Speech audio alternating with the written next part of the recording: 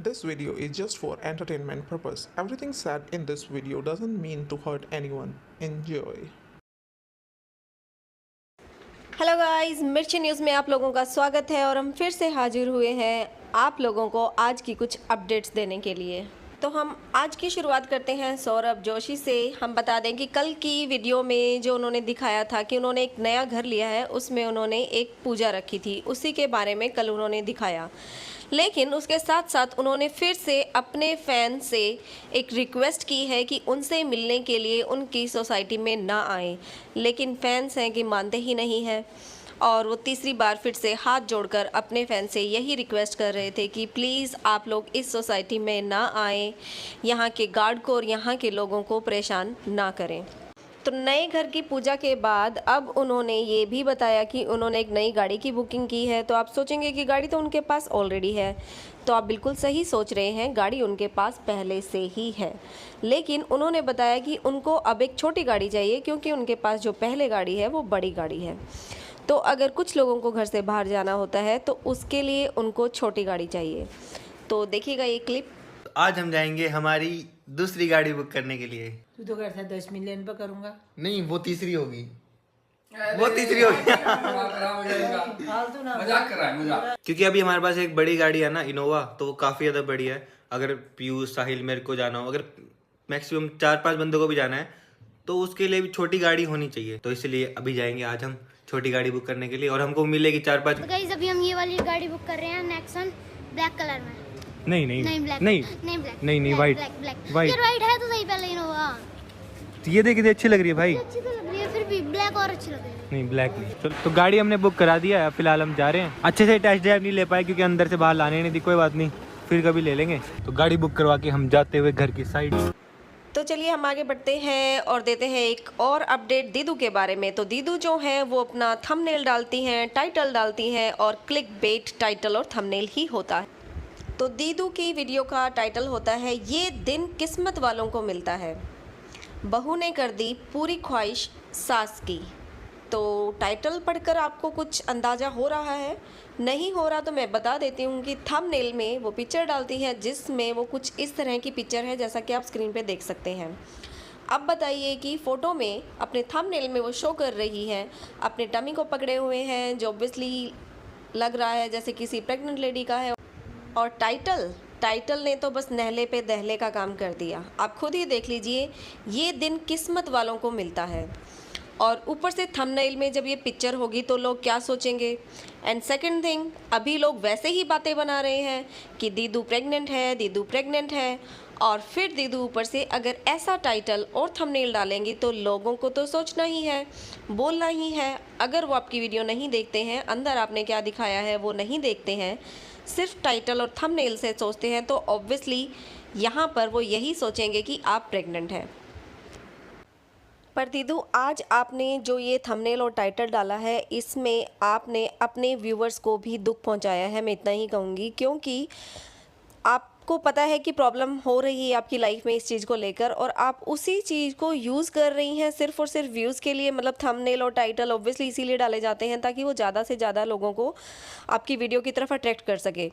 और आपको पता है कि बातें तो बन ही रही हैं प्रेगनेंसी की, तो आपने उसी चीज़ को यूज़ किया।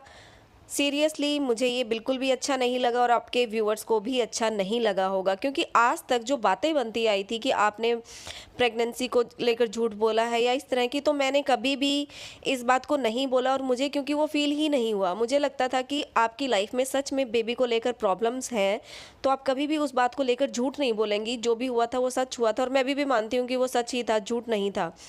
ऑब्वियसली काफ़ी लोग मानते होंगे कि वो झूठ प्रेगनेंसी थी वटएवर, लेकिन मुझे वो सच ही लगती है, मैं भी बोल रही हूँ। लेकिन आपने जो ये आज डाला है ना, अगर आप सच में भी प्रेग्नेंट हैं, सिर्फ हिंट देना चाहती हैं लोगों को, तो वो भी मुझे गलत लगा। क्योंकि आपके साथ इतना कुछ हो चुका है तो बेटर होगा कि आप उसको अपने व्यूवर से अभी छुपा कर ही रखें। ये एक एडवाइस है आपके लिए। मैं एक और इंसिडेंट जो है वो शेयर करना चाहती हूँ, इंसिडेंट की अपनी फीलिंग्स बताना चाहती हूँ कि जब आपकी छोटी सिस्टर प्रीतो आती हैं आप मायके में, और मुझे याद है एक व्यू होता है किसी की वीडियो में, आपकी या उनकी वीडियो में, जिसमें आप बेबी को लेकर बाहर आंगन में बैठी हुई होती हैं चारपाई पे। तो वो व्यू देखकर, वो वाला सीन देखकर मैं सच में इमोशनल हो गई थी, क्योंकि मुझे फील हो रहा था कि शायद आपका भी बेबी होता, या आप कितना फील कर रही होंगी कि आपका भी आज बेबी होता, वो इतना बड़ा होता, ऐसे होता। तो वो मैं आपकी फीलिंग को खुद फील कर पा रही थी। लेकिन आप लोग अपनी ही फीलिंग को इस तरह से सोशल मीडिया पे मजाक बना रही हैं, वो गलत है। क्योंकि ऐसा तो है नहीं कि आप बच्चे हो और आप इन चीज़ों का मतलब नहीं समझते कि आपने एक ऐसा थंबनेल डाला जिसमें आपने अपने टमी पे हाथ रखा हुआ है, ऑब्वियसली उसमें टमी आपका बाहर निकला हुआ है, आपको भी पता है, और फिर आप टाइटल में भी डाल रही हैं। तो उससे थोड़ा सा सोचना चाहिए आपको, क्योंकि ऐसी चीज़ें आप करेंगी तो आप अपने व्यूअर से दूर हो जाएंगी। बाकी चलो आपकी लाइफ है, जो आप करना चाहें, बट एज ए व्यूअर मैं ये बता सकती हूँ कि आपने जो ये थंबनेल और टाइटल डाला है वो एज ए व्यूअर हमें गलत लगा है। जो आपको नहीं करना चाहिए था वो आपने किया है।